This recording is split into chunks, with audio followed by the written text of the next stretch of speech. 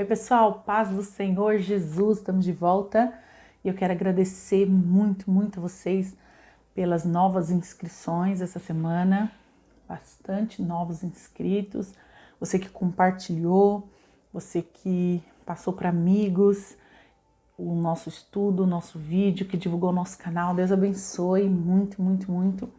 O objetivo é nós chegarmos a bastante inscrição e também like, porque assim acontecendo, o YouTube sobe o vídeo e quando alguém procurar sobre o assunto, Apocalipse, volta do Senhor Jesus, ou algum tema específico do Apocalipse, se tiver dentro do que nós falamos aqui, o próprio YouTube indica o vídeo para essas pessoas, então de alguma forma nós estaremos evangelizando. Tem muita gente, mesmo dentro das igrejas, perdido diante do que está acontecendo na nossa história, dessas coisas que estão acontecendo no nosso dia a dia, agora acontecimento mundial, né? O fato dessa pandemia atingir praticamente o mundo inteiro e os cristãos do mundo, como é que está se posicionando? Pessoas estão nos perguntando porque, querendo ou não, principalmente no Brasil, toda criança ou a maioria das crianças tem oportunidade de frequentar na infância a escola dominical, mesmo que os pais não frequentem igreja, são convidadas, festas que a igreja faz, trabalhos com comunidade. Então a maioria das pessoas já entraram em uma igreja em alguma fase da sua vida e sabem que a Bíblia fala sobre os finais dos tempos. E quando acontece qualquer coisa a respeito do que a palavra de Deus diz, como o princípio das dores, as pessoas procuram a igreja, procuram os cristãos, fazem perguntas. E o que nós temos percebido é que muitos dos cristãos que frequentam a igreja, que às vezes têm bastante tempo de igreja, não têm a menor noção de como responder ao mundo. E às vezes tem brigas até interiores e a pessoa mesmo, o cristão mesmo, tem dúvida a respeito de tudo isso que está acontecendo. E por procurarem no YouTube, no Google, procurarem respostas que ainda não tem, muitas delas têm assistido o vídeo por causa das questões levantadas nesse estudo. Então, divulguem e não esqueçam de dar like quando você terminar de ler ou de assistir, de estudar a palavra de Deus para nos ajudar, em nome de Jesus. Então, muito obrigado por todas as inscrições dessa semana e obrigado pelos likes que vocês deram. Que Deus abençoe a vida de cada um. Hoje nós vamos estudar sobre uma carta que o Senhor mandou a uma igreja chamada Éfeso. Essa igreja da cidade de Éfeso é uma igreja muito bem alicerçada, que tem várias passagens bíblicas que se referem a esta igreja. Nós temos muitas fontes históricas de como se constituiu esta igreja, da sua base. Nós sabemos que essa igreja foi muito bem pastoreada por grandes homens de Deus, como Timóteo, o próprio apóstolo Paulo, que deu os fundamentos dessa igreja, a base da fé dessa igreja. João também, esse que recebe do Senhor Jesus a visão do Apocalipse, ele também pastoreou essa igreja. Segundo os pais da igreja, a história da igreja diz que foi a partir de Éfeso que João foi preso e foi para a ilha de Patmos, onde ele recebeu essa mensagem do Senhor Jesus. Então nós sabemos que essa igreja foi muito bem alicerçada, com pastores que cuidaram do rebanho, que deram fundamentos bíblicos, e essa igreja sabia muito bem para onde estava indo.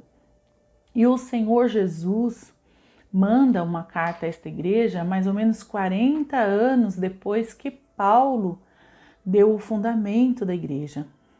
Atos capítulo 19 começa a narrar a história do começo desta igreja. Na terceira viagem missionária de Paulo, ele vai para Éfeso e encontra em Éfeso alguns discípulos de João Batista que conheciam a palavra do arrependimento, arrependei-vos e sejam batizados como prova do arrependimento de vocês.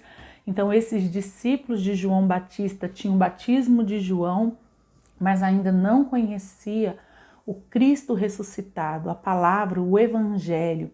Paulo, então, quando chega, explica o Evangelho, batiza esses discípulos de João Batista. Agora batiza em nome do Senhor Jesus e começa um trabalho evangelístico muito forte. A cidade de Éfeso era muito idólatra, uma cidade muito mística também. Havia escola de feiticeiros nesta cidade.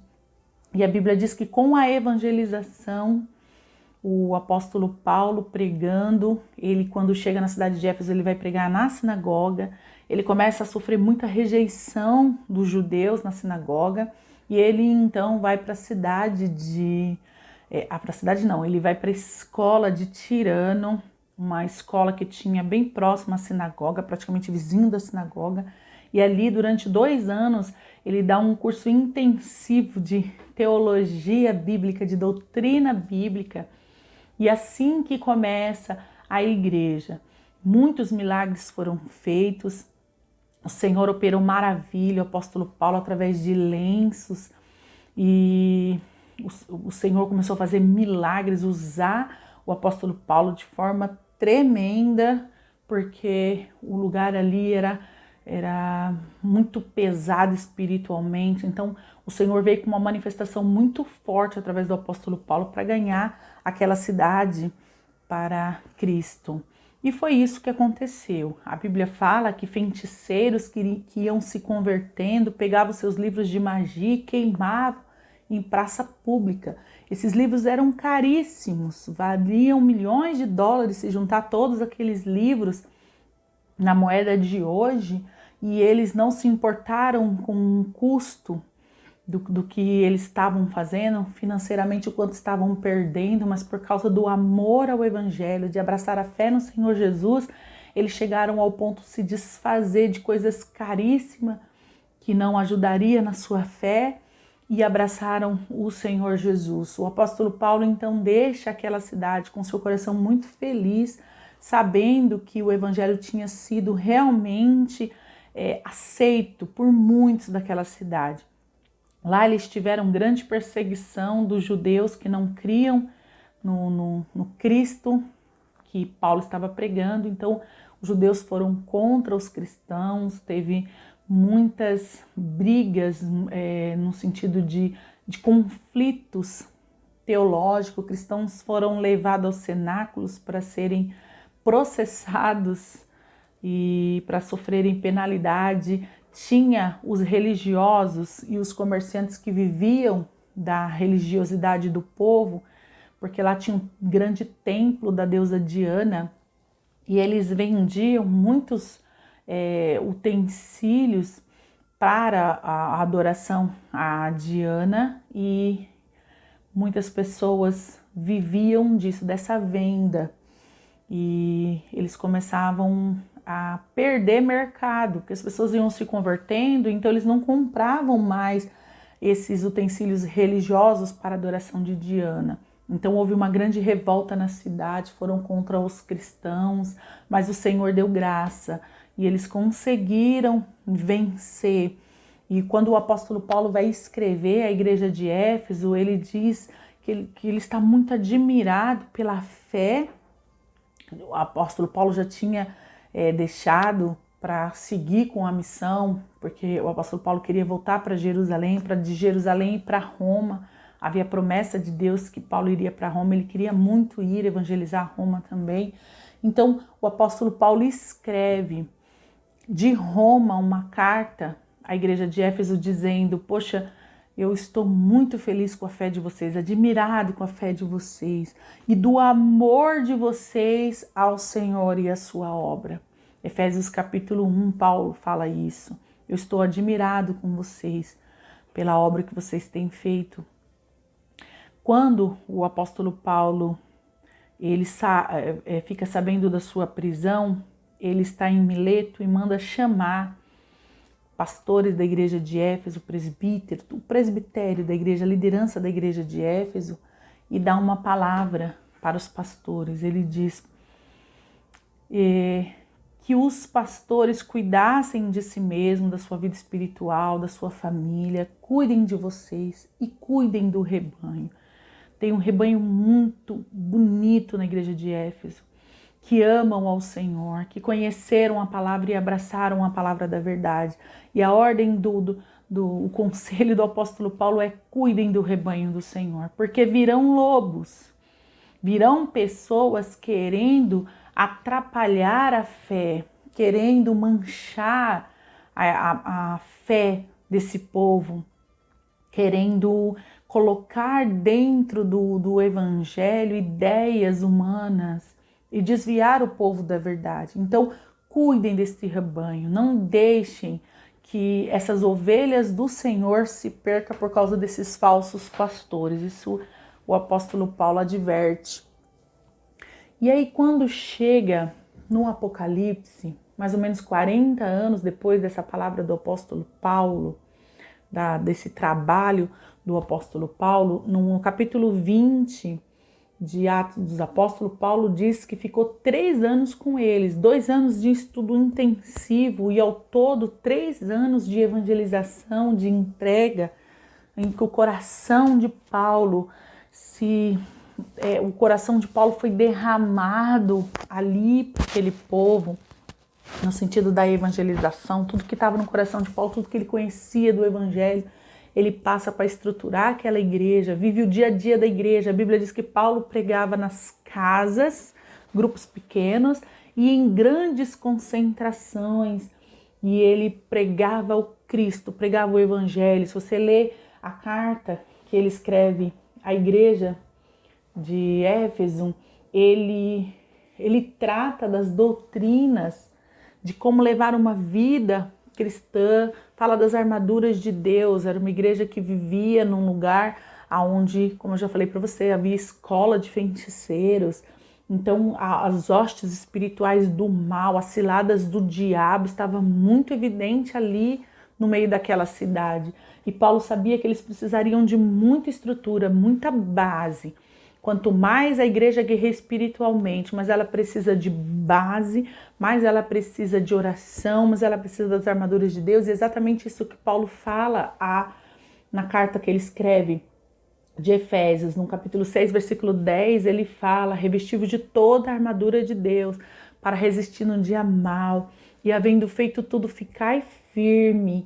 E aí ele fala sobre as armaduras de Deus, o capacete da salvação, a espada do Espírito, o escudo da fé. Ele vai falando de cada peça que formava a estrutura de um soldado para a guerra, as armaduras que ele vestia para guerrear, por causa do ambiente espiritual ali, que eles precisavam muito dessas armaduras de Deus. Então Paulo lança nessa carta, ele escreve o que ele já tinha pregado. Agora ele manda por escrito aquilo que ele já tinha evangelizado aquele povo.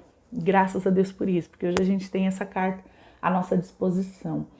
E aí, nesse pano de fundo, 40 anos se passa, uma nova geração de cristãos, os filhos dos que haviam se convertido, os que estavam já convertidos, que foram convertidos através do apóstolo Paulo, do seu trabalho, do seu bonito trabalho, agora já estão velhos e muitos já até morreram. E tem ali uma igreja que foi a continuidade do que Paulo havia plantado. Para esta igreja, 40 anos depois do que Paulo havia pregado, mais ou menos 50 anos depois que o Senhor Jesus ascendeu ao céu, Jesus aparece a João, na ilha de Patmos, e diz: escreve uma carta para a igreja de Éfeso. Paulo escreveu, e agora o próprio Jesus vai escrever. Aliás, vai ditar para João escrever. O que Jesus tem a dizer para uma igreja como essa?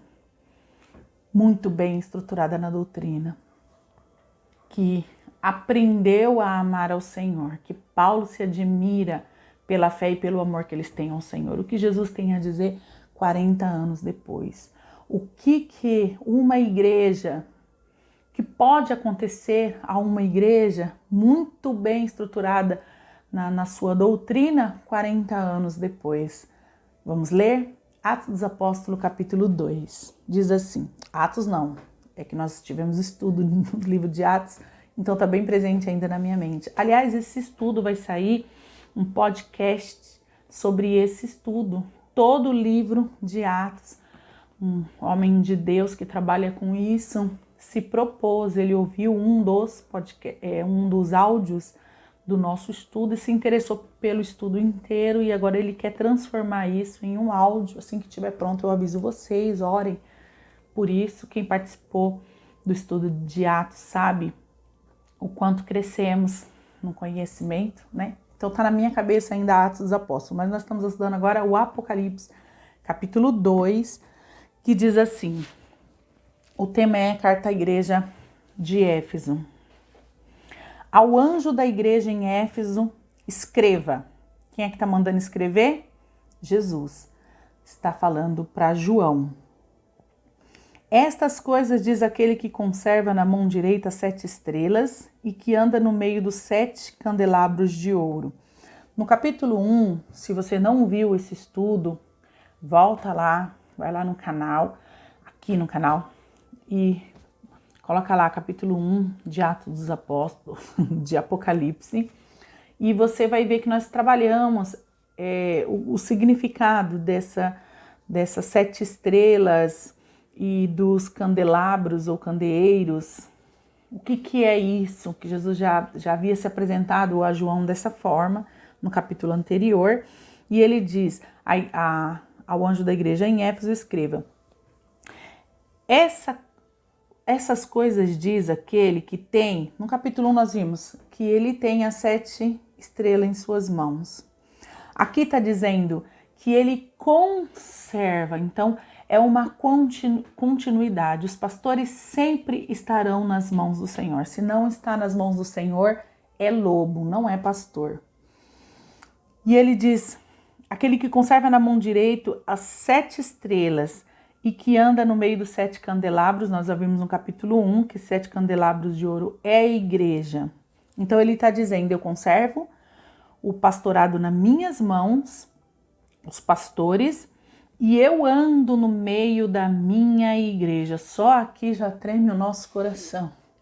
Só aqui você, meu Deus, porque muitas vezes nós, na nossa rotina espiritual, esquecemos do detalhe de que tem um Senhor, a igreja, que nós pertencemos a esse Senhor e que tudo que nós fazemos, nós temos os olhos do Senhor sobre nós, porque o Jesus anda no meio da sua igreja. Conheço as obras que você realiza. Eita, Jesus, treme o nosso coração. Conheço as obras que você realiza. Tanto o seu esforço como a sua perseverança. Sei que você não pode suportar os maus e que pôs à prova os que se declaravam apóstolos e não são, e descobriu que são mentirosos. Olha a base que o apóstolo Paulo colocou aqui. Lembra que ele falou para os pastores, para os presbíteros, olha, vão aparecer entre vocês lobos, falsos apóstolos, aqueles que dizem que têm o evangelho de Jesus para pregar.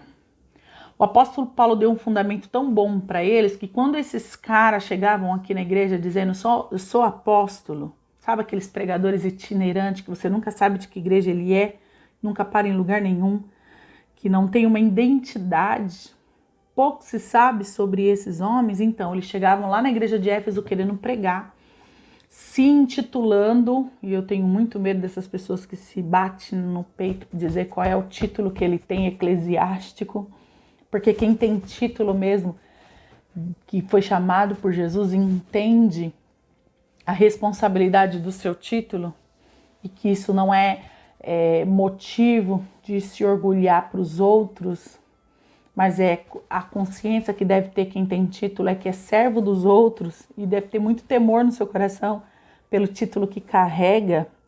Esses homens itinerantes chegavam e diziam, olha, eu sou apóstolo e tem algumas coisas que eu preciso acertar aqui na igreja. Atos dos Apóstolos nós estudamos sobre a igreja de Bereia, Quando Paulo chegou para evangelizar aquele povo, enquanto Paulo falava, eles conferiam nas escrituras, nos profetas, se o que Paulo estava dizendo condizia com o que eles já tinham em mãos sobre Jesus, ou o Evangelho, ou o Messias, ou quem viria. O Evangelho que foi pregado para eles, eles colocavam à prova o que eles sabiam, se batia com o que estavam pregando para eles. A mesma coisa é a igreja de Éfeso, a mesma atitude toma a igreja de Éfeso. Ok, você é apóstolo? Tá, fala aí o que você tem para falar. Não, mas o apóstolo Paulo disse que não seria assim. Não, mas o que nós aprendemos é isso. Então eles colocavam à prova os que diziam ser apóstolo e achavam os mentirosos. E quando ele via que o que a pessoa estava pregando não condizia com o que eles já conheciam do evangelho, então eles diziam: nós não vamos te escutar, aqui na nossa igreja você não prega mais, segue a sua vida. E isso agradava muito a Jesus. O Senhor Jesus está dizendo aqui, versículo 3, vocês têm perseverança. Já é a segunda vez que Jesus elogia a perseverança deles. Apesar das lutas, da dificuldade, era uma igreja, Jesus está dizendo aqui que era uma igreja que se esforçava e tinha perseverança. Então ele se esforçava e perseverava na doutrina, perseverava naquilo que estavam fazendo. Era uma igreja evangelística, é claro aqui, porque ali na região de Éfeso, como Paulo fundou a igreja ali em Éfeso, e a missão que Paulo dava para eles era da missão de evangelizar, como Jesus disse, todos eles tinham no seu coração: precisamos evangelizar, principalmente porque a vinda de Jesus teria que... O que antecederia a volta de Jesus, e era o anseio da igreja daquela época, como deve ser o nosso hoje, era que o evangelho deveria ser pregado a todas as nações, a todos os povos. Então, essa região da Ásia Menor da época foi evangelizada pela igreja. Éfeso foi uma igreja evangelizadora. Todas as igrejas ali ao redor, inclusive que as outras cartas serão direcionadas às igrejas, essas mesmas igrejas dessa mesma região, todas tiveram a evangelização graças ao trabalho da igreja de Éfeso. Então ela era perseverante, ela era esforçada, ela levava a palavra. E Jesus diz: e vocês suportaram provas por causa do meu nome sem esmorecer. Era um povo que todos os dias tinha confronto com o Estado, que no caso era Roma, quem liderava ali, que imperava nessa região era Roma. Então eles tinham que bater de frente com Roma, com o senhorio do imperador, que se autodenominava Senhor. A igreja dizia que o Senhor dela não era o imperador, era Jesus, e isso era uma afronta. Por causa disso eles sofriam muito no seu dia a dia com a sua comunidade.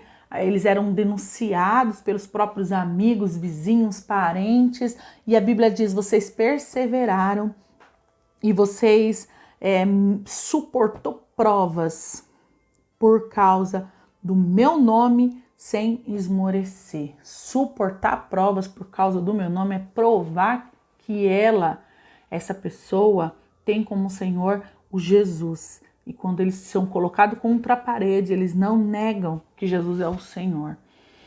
Hoje a gente chama de prova probleminhas que às vezes a gente mesmo causa. Mas a prova que Jesus está dizendo que eles suportavam ali era prova de vida. Era prova realmente que custava a vida dessas pessoas. E Jesus diz: vocês não negaram o meu nome e não esmoreceram diante da prova. Porque era simplesmente dizer: não, ok, eu aceito o senhorio de Roma. Acabava a perseguição para o lado deles. Mas Jesus está dizendo aqui que eles ficaram firmes na sua perseverança. Aí o versículo 4 vem para tirar um pouquinho o nosso comodismo.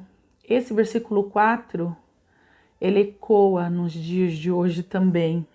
E por toda a igreja, em todas as épocas, em todos os tempos.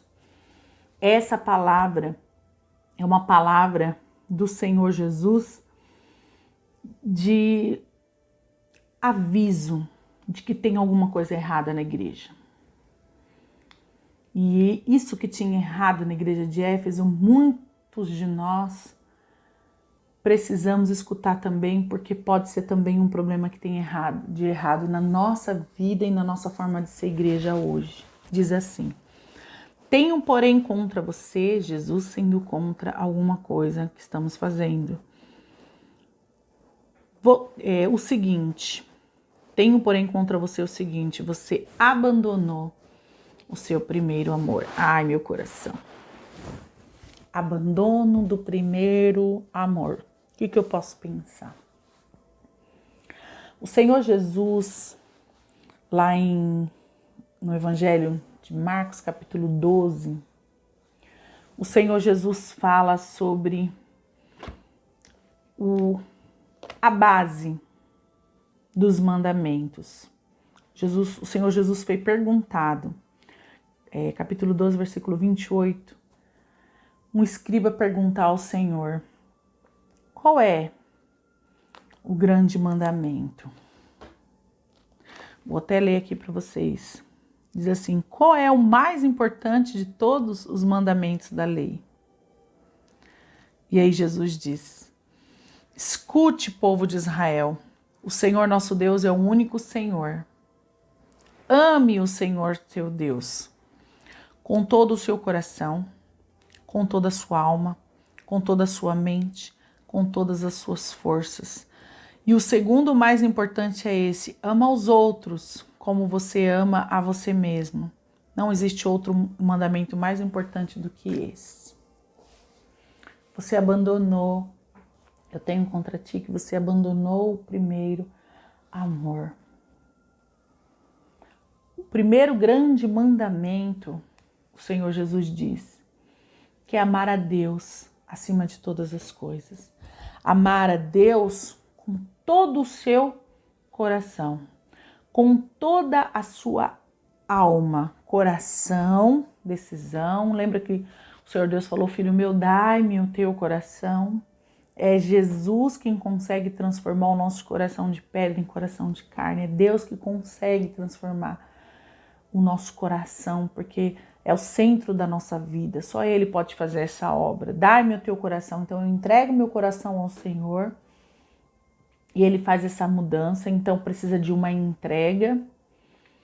De toda a sua alma, tem a ver com sentimento, como se fosse uma paixão, quando há borboletas no nosso coração, saem borboletas da nossa barriga, aquele sentimento que nos impulsiona a querer algo.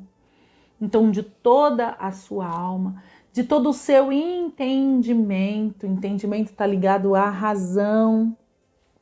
Então, eu amo com o coração transformado por Deus, eu amo de paixão da minha alma, e eu amo também com entendimento. Eu sei quem Ele é, eu amo porque eu conheço, eu amo porque Ele se revelou a mim, eu amo porque eu sei o que Ele fez na minha vida e na minha história. Então, de toda a sua mente, de todo o seu coração, de toda a sua alma, de todo o seu entendimento e com todas as suas forças. Jesus disse que essa igreja aqui tinha força, tinha perseverança. Essa igreja aqui era uma igreja excelente, é uma igreja que todo pastor queria pastorear, é uma igreja que sabia muito bem como viver o evangelho. Só que a rotina de fazer essas coisas, a rotina no atendimento às pessoas, a rotina no falar do amor de Deus para as outras pessoas, na evangelização, a dureza do dia a dia, sendo perseguido, tendo que fugir, tendo que ficar enfrentando o tempo todo a vizinhança que era contra a igreja e os problemas com os amigos, os próprios amigos entregando eles a Roma. E aquela luta espiritual, porque tem muitos feiticeiros, tem pessoas perdendo negócios por causa da evangelização, que não vende mais os utensílios sagrados da deusa Diana, então as pessoas começam a perseguir a igreja também no comércio. Tudo isso acontecendo veio tristeza de a igreja se endurecer, se armar, a igreja começar a fazer as coisas de forma mecânica. Eu sei como tem que ser feito, eu vou lá e faço. Amar a Deus e, como consequência, amor a Deus, você também ama o seu próximo. Então, em algum momento, a igreja de Éfeso, apesar de estar fazendo tudo certo, doutrinadamente falando, apesar de estar fazendo tudo certo, cumprindo a cartilha, perdeu a essência do evangelho, que é o amor a Deus. Sabe quando você faz uma coisa mecanicamente que você nem sabe mais por que está fazendo aquilo? Já virou automático? Quando você aprende a dirigir carro, você presta atenção em cada gesto seu dentro do carro. Toda a atenção sua está voltada para dirigir.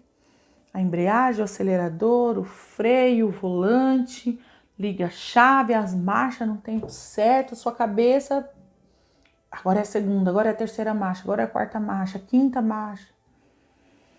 Quando você já está dominando guiar um carro, dirigir um carro, você funciona no automático. Quantas vezes você chega a um lugar e fala, eita, nem sei como cheguei aqui. Nem pensei na hora de dirigir, só dirigir. Isso é um perigo. Isso é um perigo.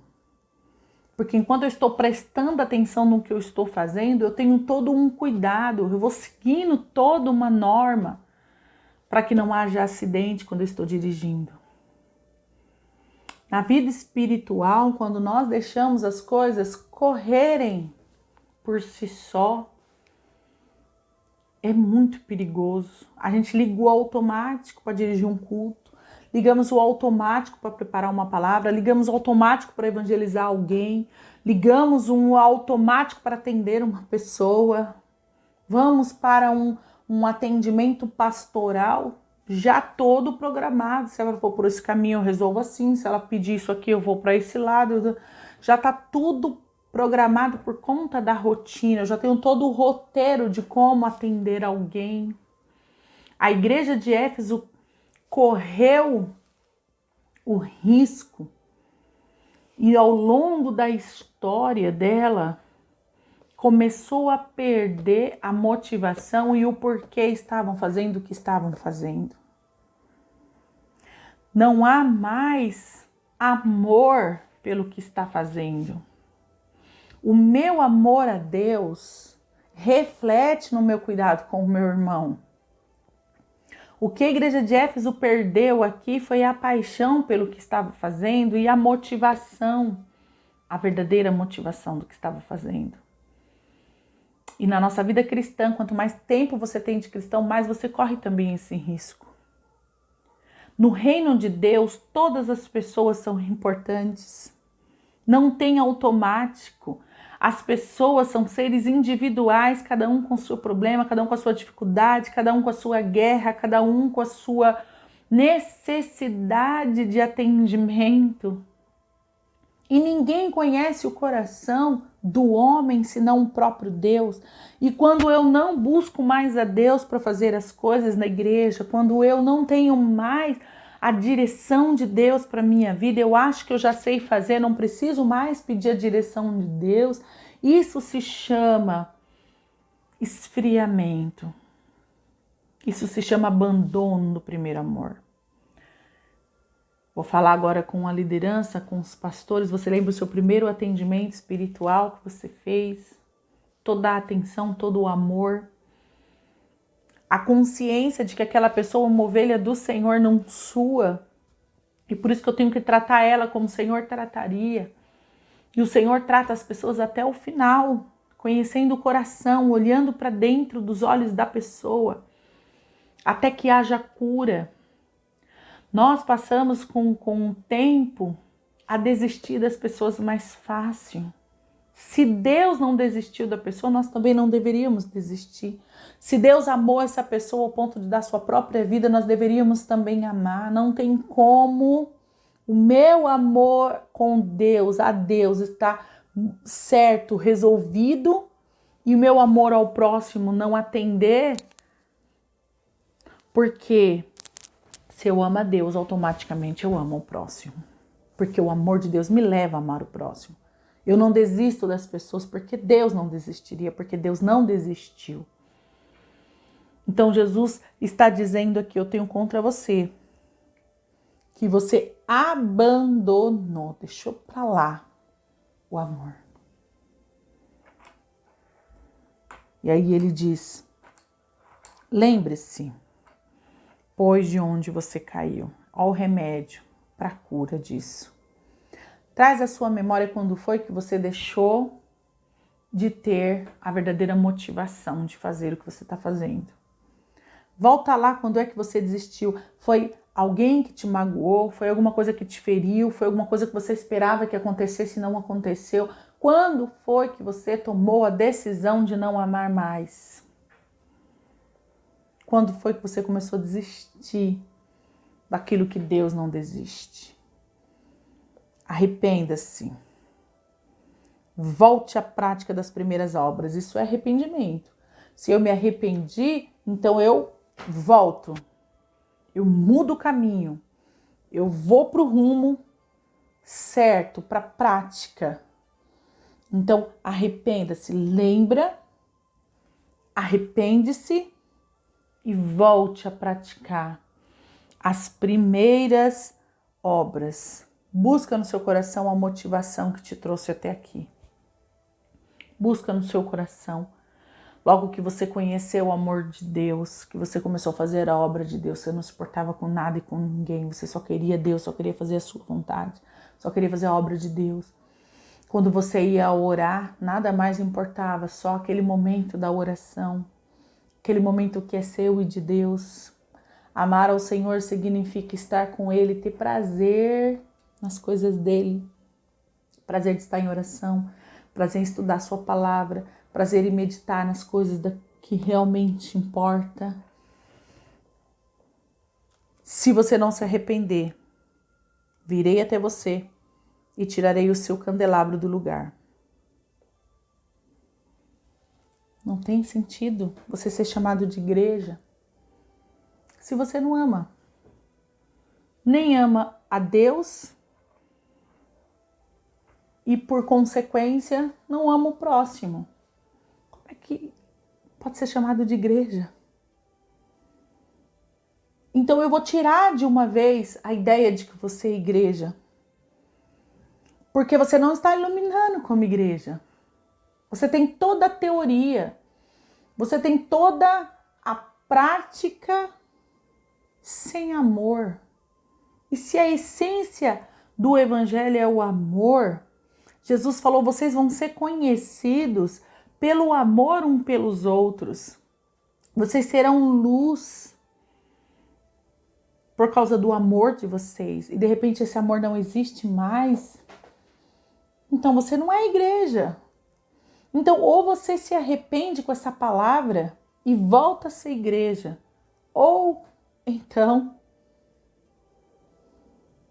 você não será mais igreja. Definitivamente. Mas tem mas tem a seu favor o fato de que odeio as obras dos nicolaítas, as quais eu também odeio.